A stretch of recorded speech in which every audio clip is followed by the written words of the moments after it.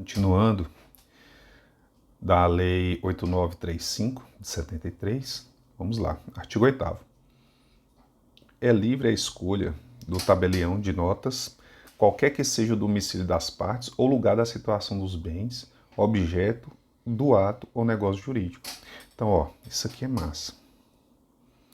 É livre a escolha do tabelião de notas, qualquer que seja o domicílio das partes ou o lugar de situação dos bens ou negócio jurídico. Então, independente se eu estou em Riachão das Neves, eu sou domiciliado em Riachão das Neves e estou aqui em Palmas, Tocantins, e quero fazer um testamento, eu posso fazer o testamento aqui em Palmas, porque eu posso escolher um tabelinho de notas daqui. Eu não preciso necessariamente escolher um tabelinho de notas lá de Riachão das Neves. Então essa é a ideia, qualquer que seja o domicílio das partes ou lugar da situação dos bens. Igual eu quero fazer uma escritura de compra e venda de uma casa que está lá em Riachão das Neves. Eu posso fazer essa escritura de compra e venda aqui em Palmas de um bem que está lá em Riachão das Neves. Tabelião de notas não poderá praticar atos de seu ofício fora do município para o qual recebeu a delegação. Aqui agora já é outra coisa, o princípio da territorialidade. O tabelião de notas lá de Riachão, ele não pode vir aqui a Palmas praticar o ato. E nem o de Palmas pode ir lá para Riachão praticar o ato. Eles têm que praticar dentro da sua circunscrição, ou seja, dentro do limite ao qual o serviço ele deve ser prestado, onde ele recebeu essa competência. Então, ele não poderá praticar atos fora do município ao qual recebeu a delegação. Os tabeliões e oficiais de registro de contratos marítimos competem lavrar os atos, contratos e instrumentos relativos a transações de embarcações, então transações de embarcações, e as que as partes devam ou queiram da forma legal escritura pública. Registrar os documentos da mesma natureza, reconhecer firmas e documentos destinados a fins de direito marítimo, expedir traslados e certidões. Agora, aos tabeliões de protesto, de título, compete privativamente. Protocolar, então, protocolar de imediato os documentos de dívida para a prova do descumprimento da obrigação. Lembra? Lá na lei de registro público, a 6015, tem a definição de protesto. Então, protesto é ato solene que visa aprovar o inadimplemento de dívida, de obrigação gerada em título ou documentos de dívida. Então ele prova, eu vou protocolar imediatamente os documentos de dívida para a prova do descumprimento da obrigação. Intimar os devedores dos títulos para aceitá-los, devolvê-los ou pagá-los sob forma de protesto. Aí é aquela coisa, o apresentante ele leva o título para protestar. O tabelião de protesto ele notifica para que no prazo de 3 dias ele apresente o pagamento. Caso ele não seja realizado o pagamento, vai ter o quê? Vai ser lavrado o protesto. Receber o pagamento dos títulos protocolizados dando quitação. Beleza. Lavrar o protesto, registrando o ato em livro próprio, o livro de protesto. Então tem o livro de protocolo e o livro de protesto, no tabelião de protesto. Em microfilme sob forma de documentação, ou sob forma de documentação. Tem microfilme sob forma de documentação. Hoje em dia é tudo bem eletrônico. Acatar o pedido de desistência do protesto formulado pelo apresentante. Quem apresenta o pedido de desistência que apresenta o título. Então, formulado pelo apresentante. E aí agora nós temos averbar. Averbar o quê? Se eu tenho um registro, eu tenho a averbação. Lembrando que a averbação é o ato de modificação de um registro, né? O registro ele constitui ou extingue e tudo mais. A averbação ela modifica. Então ela vai o quê? Eu averbo para cancelar o protesto, as alterações necessárias para atualização dos registros efetuados. Então eu atualizo. Vamos supor, eu fiz um protesto lá onde tinha um índice de juros. Aí agora, por conta de uma modificação normativa, alterou-se esse tipo de juros. Então eu faço uma averbação para constar isso. O tabelião de protesto também pode expedir certidões dos atos e documentos que constam em seus registros, o que é bem comum. Parágrafo único. Havendo mais de um tabelião de protesto na mesma localidade, será obrigatória a prévia distribuição de títulos. Eu falei, quando nós estávamos tratando da fase inicial, né, quais os tipos de serviço, e lá tinha um oficial de distribuição. Então, esse oficial de distribuição não tem mais. Então, onde haver mais de um tabelião de protesto na mesma localidade, igual São Paulo, enfim, que tem vários, vai ter uma central, a central de distribuição. Essa central de distribuição ela recebe e distribui para os outros, obedecendo à questão qualitativa e quantitativa dos títulos. Das atribuições dos oficiais de registro. Então, vencemos os tabelionatos, agora vamos para os oficiais de registro. Aos oficiais de registro de imóveis, então nós temos registro de imóveis, títulos e documentos civis das pessoas jurídicas, civis das pessoas naturais, interdições e tutelas, compete a prática dos atos relacionados na legislação pertinente aos registros públicos, que é a Lei 6015, de que são incumbidos, independente de prévia distribuição, mas sujeitos aos oficiais de registro de imóveis e civis das pessoas naturais, as normas que definem as circunscrições geográficas. Então, aos oficiais de registro de imóveis, de títulos e documentos das pessoas jurídicas, civis das pessoas naturais, interdições e tutelas, compete a prática dos atos relacionados na legislação pertinente aos registros públicos, Lei 6015, de que são incumbidos, independente de prévia distribuição, esses aqui não têm distribuição, mas sujeitos aos oficiais de registro de imóveis e civis das pessoas naturais, as normas que definem as circunscrições geográficas. O que é que acontece? Muitas vezes, igual São Paulo, ou Rio Grande do Sul, ou qualquer outra capital, ou cidades muito grandes, o registro de imóveis ele é dividido por zonas. As zonas onde ficam os imóveis ali. Então, cada zona é responsável. E aí, cada imóvel dentro da zona deve procurar o seu registro de imóvel competente. Assim também o RCPN. O RCPN, o Registro Civil das Pessoas Naturais, também divididos ali em zonas ali, a depender das capitais. Não é um só. Então, nesse caso, não vai ter uma central, independente da central. Cada um referente ali àquele zoneamento. Artigo 13. Os oficiais de registro e distribuição competem privativamente. Quando previamente exigida, proceder à distribuição equitativa pelos serviços, então o registro de distribuição que não tem mais, né? Mas vamos ler aqui a título de aprendizado, porque a central de distribuição, como eu falei, agora é particular. Quando previamente exigida, proceder à distribuição equitativa pelos serviços da mesma natureza, registrando os atos praticados, em caso contrário, registrar as comunicações recebidas dos órgãos e serviços competentes, efetuar as averbações e os cancelamentos de sua competência, expedir certidões dos atos e documentos que constem nos seus registros e papéis. Das normas comuns. Capítulo 1. Do ingresso na atividade notarial e registral. Normas comuns a quem? Aos notários e registros. A delegação para o exercício da atividade notarial e de registro depende dos seguintes requisitos. Habilitação em concurso público de provas e títulos, então, passar em concurso. Nacionalidade brasileira, e aqui pode ser naturalizado ou nacionalizado. O naturalizado também pode concorrer, né? Desde que tenha nacionalidade brasileira. Capacidade civil. Quitação com as obrigações militares. Interessante esse termo aqui da capacidade civil, né? Se a gente pensar da capacidade civil, os relativamente ou absolutamente capazes e o incapaz, aqui só fala da capacidade civil, entende? Hoje em dia a gente pode pensar na capacidade civil plena e os relativamente capazes, né? Se bem que o deficiente ele não entra mais, né? Como relativamente capaz, aí depende da questão dos atos. Diploma de bacharel em Direito, não precisa ter OAB, bacharel em Direito. Verificação da conduta condigna para o exercício da profissão. Os concursos serão realizados pelo Poder Judiciário. Quem realiza os concursos de cartório é o Poder Judiciário, que tem a competência ao serviço, com a participação em todas as suas fases da...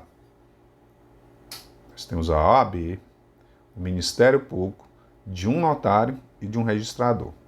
Defensoria participa? Não. Procuradoria-Geral? Não participa. Então, realizado pelo Poder Judiciário, OAB, Ministério Público, um notário e um registrador.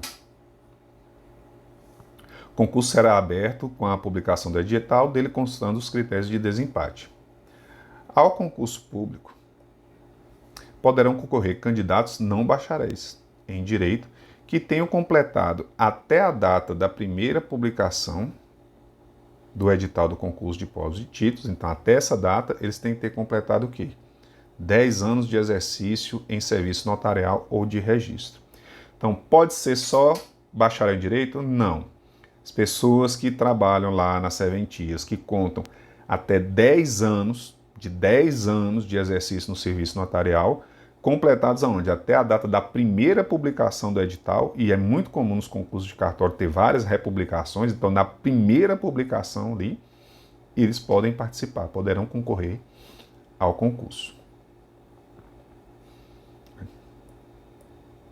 As vagas são preenchidas alternadamente, 2/3 partes por concurso de provas e títulos e 1/3 parte para remoção.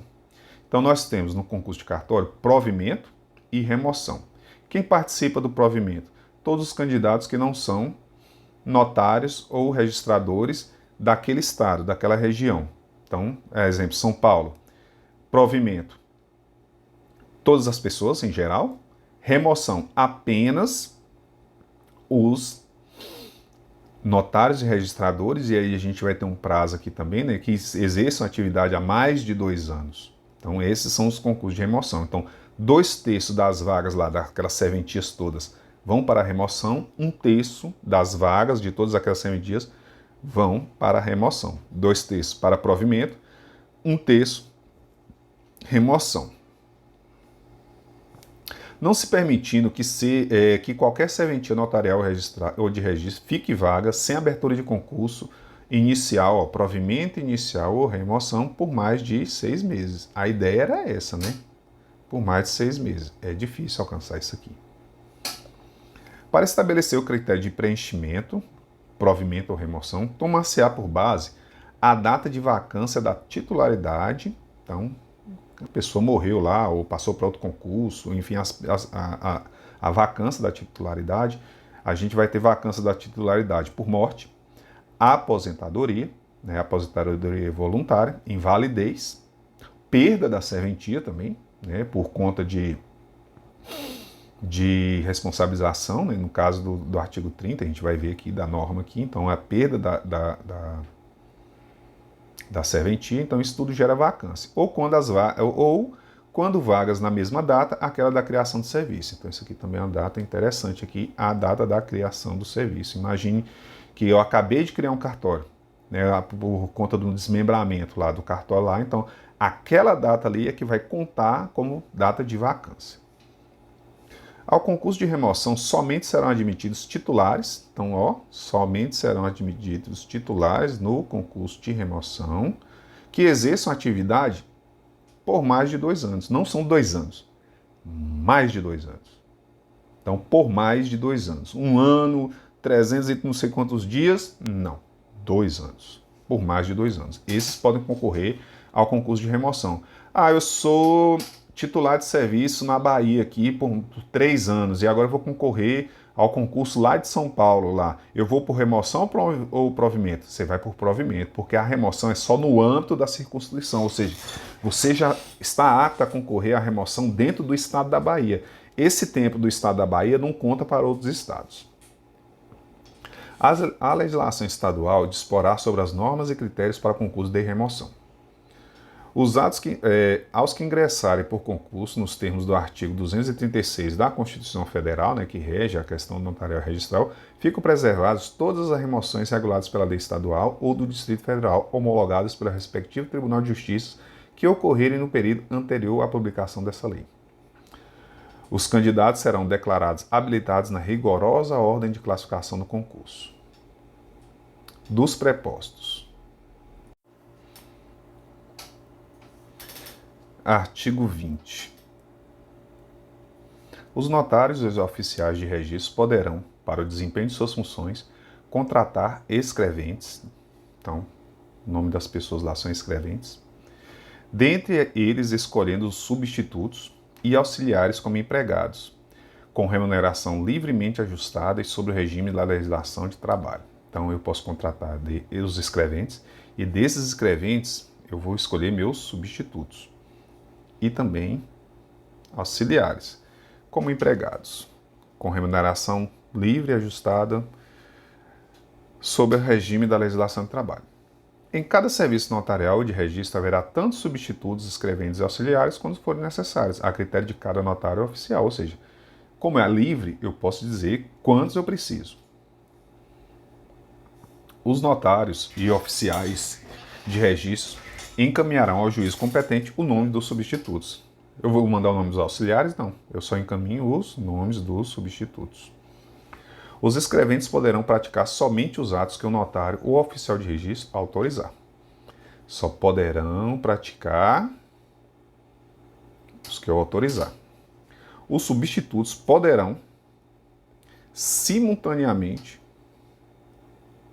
com o notário ou oficial de justiça, praticar todos os atos que lhes sejam próprios, exceto nos tabelionatos de notas, lavrar testamentos. Essa questão aqui é complicada. Por quê?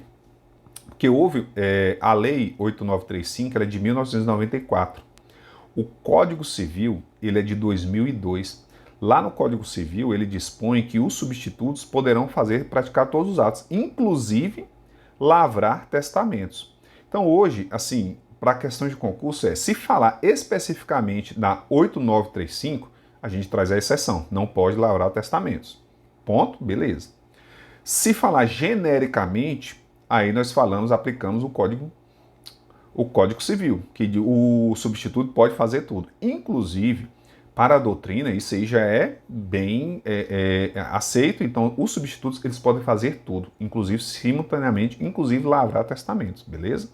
Então, quanto a isso, está tranquilo. Mas, se vier a pergunta restritivamente, conforme a Lei 8935 de 94, os substitutos poderão, blá, blá, blá, ou seja, a letra da lei, aí a gente tem que lembrar da exceção. Dentre os substitutos, um deles será designado pelo notário oficial para responder pelo respectivo serviço nas ausências ou impedimentos do titular. Esse aqui é o substituto qualificado, é o substituto designado. Então, tem vários substitutos, mas para a questão quem é o segundo em comando será esse substituto aqui. Então, nas minhas férias, caso eu saia de férias, caso eu fico doente, um atestado, ou enfim, esse substituto aqui é o que vai ficar lá respondendo pelo serviço, né, que é informado, então é o substituto designado. Tem os substitutos normais e esse aqui é um substituto qualificado, é o designado.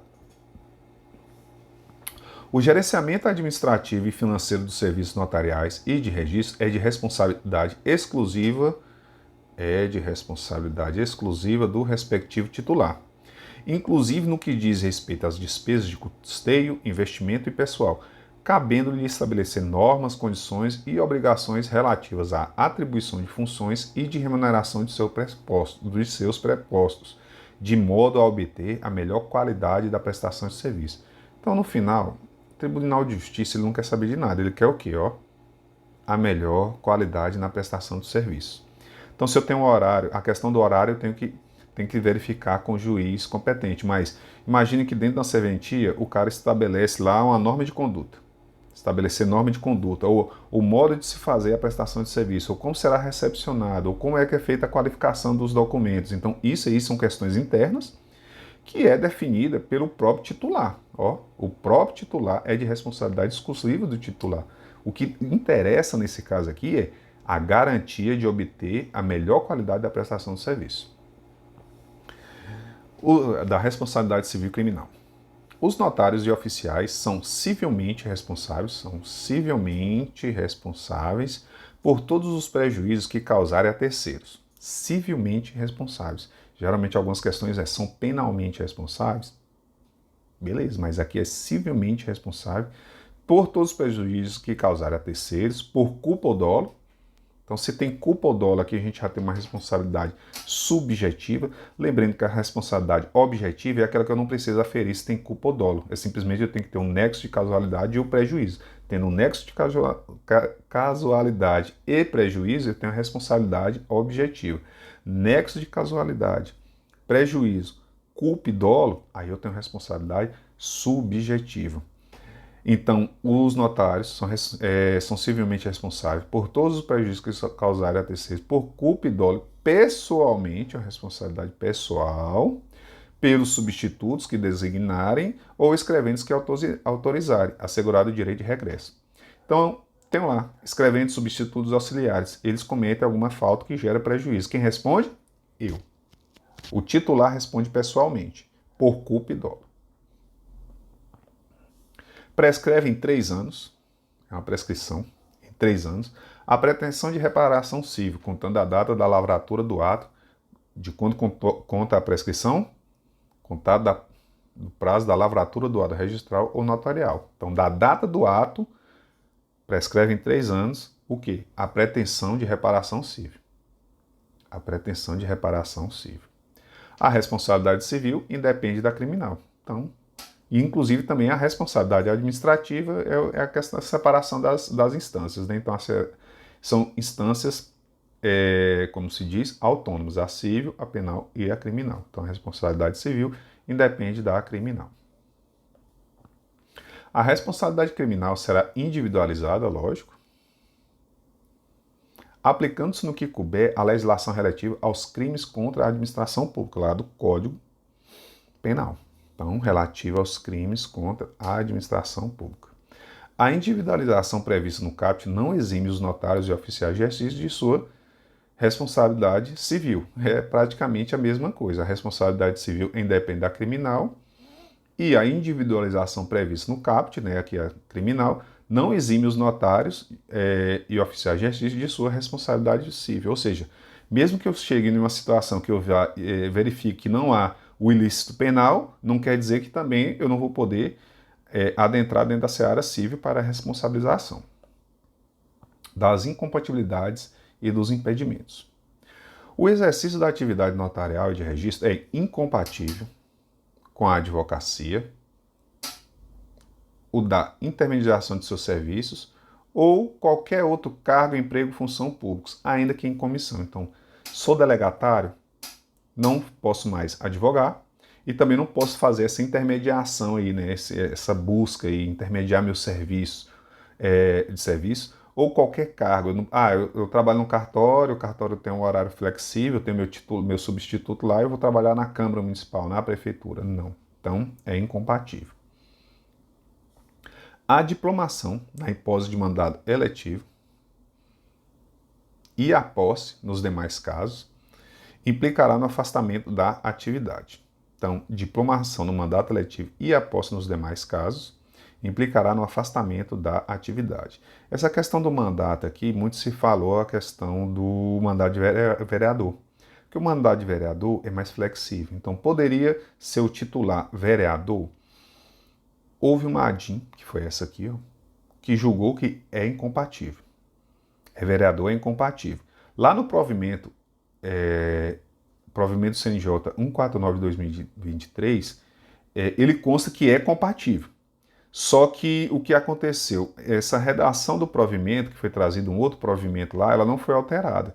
Então, como isso aqui é uma ADIM, STF, vinculação, então entende-se que o mandato de vereador é incompatível com a titularidade. A pessoa tem que se afastar. Não é que há uma incompatibilidade. É incompatível, ela tem que afastar. Ganhou para vereador, afastar. Conforme o provimento, lá no provimento, que é a norma administrativa, está dizendo que pode. Mas devemos aplicar o entendimento da ADIM. Não são acumuláveis os serviços remunerados no artigo 5º. Qual é os artigos 5º? Todos aqueles serviços lá, né? Tabelionato de notas, RTD, RCPN, RI, registro de imóveis. Então, esses aí não são acumuláveis. Eu não posso ter um ofício único, por exemplo. Em regra, não são acumuláveis. Só que aí vem um parágrafo único aqui.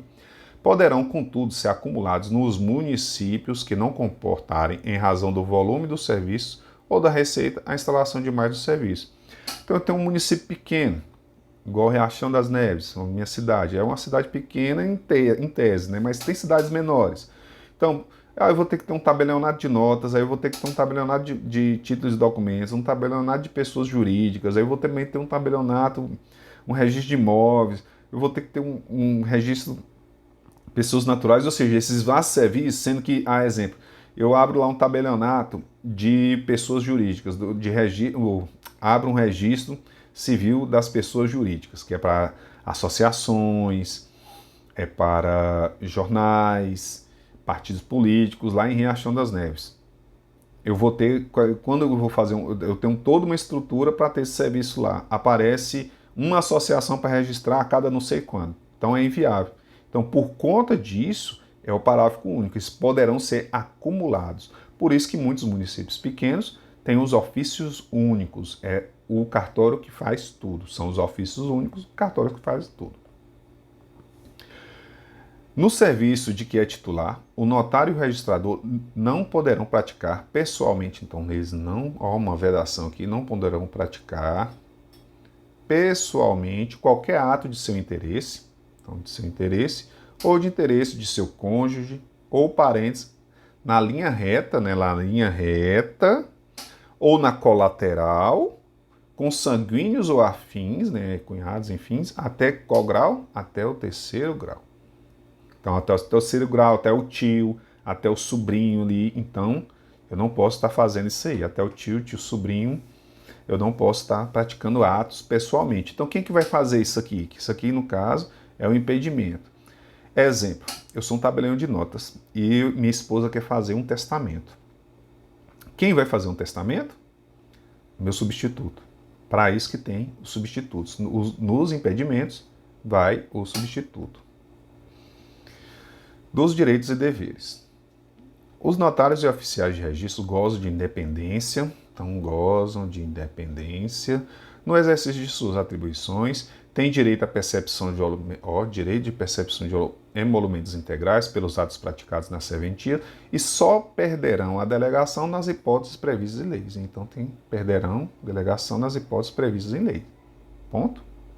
Gozam de independência no exercício da sua... É dependente o TJ? Não. Eles gozam de independência no exercício de suas atribuições, porque houve uma delegação. São direitos do notário e do registrador.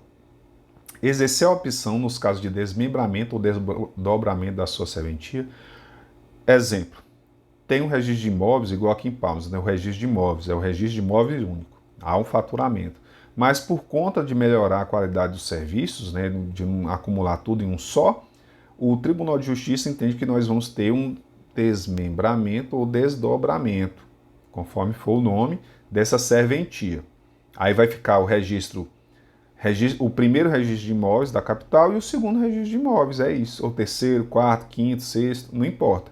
Então, aquele que está lá, que é o primeiro, o titular hoje do registro único, ele pode escolher para qual zona, circunscrição, ele quer ir.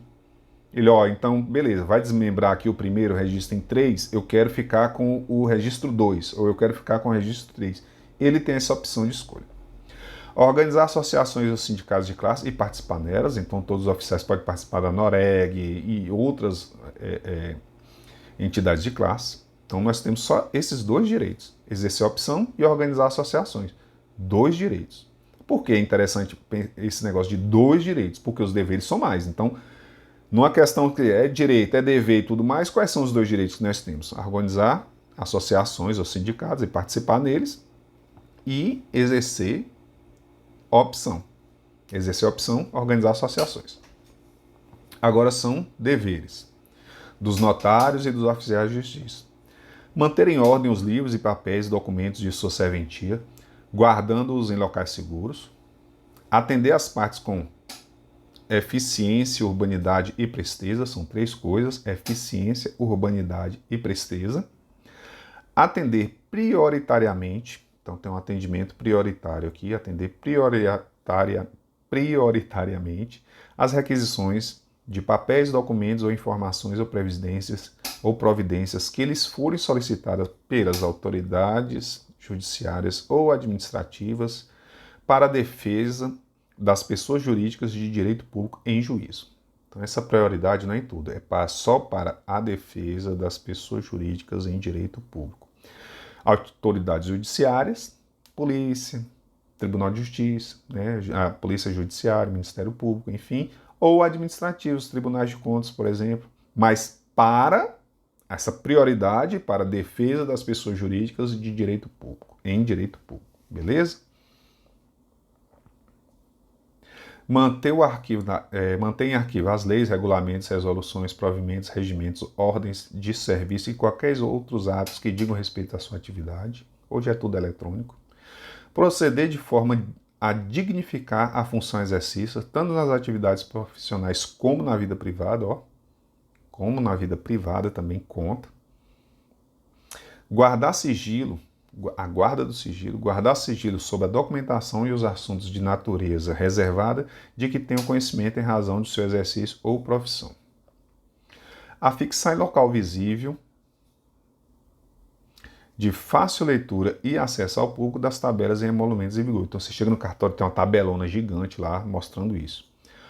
Observar os emolumentos fixados para a prática dos atos de seu ofício, dar recibo dos emolumentos percebidos, observar os prazos legais fixados para a prática dos seus atos de ofício, 5 dias, 10 dias, 15 dias, enfim. Fiscalizar o recolhimento dos impostos incidentes sobre os atos que devem praticar. Então, o oficial lá e o notário, ele tem que fazer isso aqui? Tem que fiscalizar o recolhimento. É dever do notário, do registrador, fiscalizar o recolhimento. Essa fiscalização, ela abrange o quê? Tipo, o cara chega com a guia lá de TBI, por exemplo, né, o imposto de transmissão intervivos, de R$50. Mas a guia, na realidade, ela tinha que ser de R$100. Eu tenho que fiscalizar o valor? O notário tem que adentrar a fiscalização do valor? Não. Ele tem que adentrar. Isso aí é competência do fisco, do auditor fiscal. Ele tem que verificar se foi paga a guia. Ponto. Foi paga a guia, foi retirada a guia, foi paga a guia, beleza. É até aí que o oficial e o tabelião vai. Ok? Facilitar todos os meios de acesso à documentação existente às pessoas legalmente habilitadas. Encaminhar ao juiz competente, que é o juiz, geralmente é o juiz corregedor, as dúvidas levantadas pelos interessados, obedecida a sistemática processual fixada pela legislação respectiva. Observar as normas técnicas estabelecidas pelo juiz competente, beleza? Admitir o pagamento dos emolumentos, das custas e das despesas por meio eletrônico, agora nós temos o Pix aí, né? A critério do usuário, inclusive mediante parcelamento. Posso pagar emolumentos parcelados? Posso, inclusive mediante parcelamento. Posso passar no cartão de crédito parcelado? Posso, olha aí, ó, cartão de crédito parcelado, pode sim. Capítulo 4, das infrações disciplinares e das penalidades. Então nós continuamos aqui na próxima aula.